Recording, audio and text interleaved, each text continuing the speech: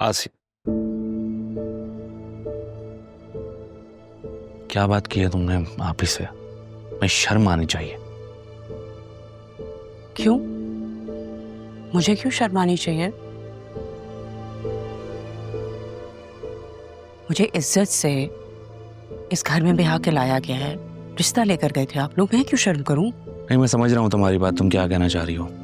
एक बात याद रखना आसिया, कोई इंसान अगर कोई गलत फैसला लेता है ना तो उसे तब्दील भी कर सकता है, लेकिन मैं नहीं चाहता कि मेरी बेटी को कोई दुख पहुंचे।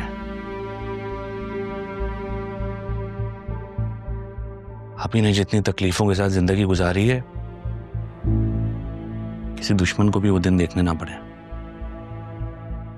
और ये तुम राहा और अरमान के बारे में क्या कह रही थी?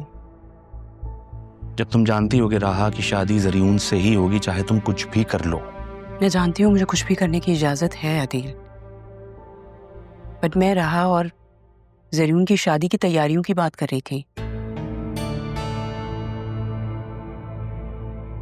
सोचा तो ये था कि बतूल की शादी होगी उससे, अब वो तो होने से रही, तो अब राहा के साथ जो जाने अनजाने में मैंने गलतियां की हैं, उन गलतियों का कफारा अदा नहीं कर सकती क्या? मैं तुम्हें समझ नहीं पा रहा हूँ। लेकिन मैं सबको समझ गई। तारा को तो मैं कुछ नहीं कह सकती, लेकिन राहा के साथ मेरा बिहेवियर बहुत बुरा था। तुमसे और राहा से मैं माफी मांग लूंगी, बतूल को भी समझाऊंगी, वो भी समझ जाएगी, आखिर वो भी तो उससे बहुत प्यार करती है। तुम अचानक, is everything alright? Yeah, everything is all right.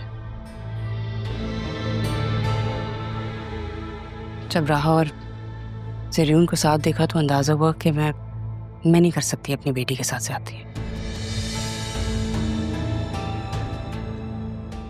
जो राहा का है वो राहा को ही मिलना चाहिए।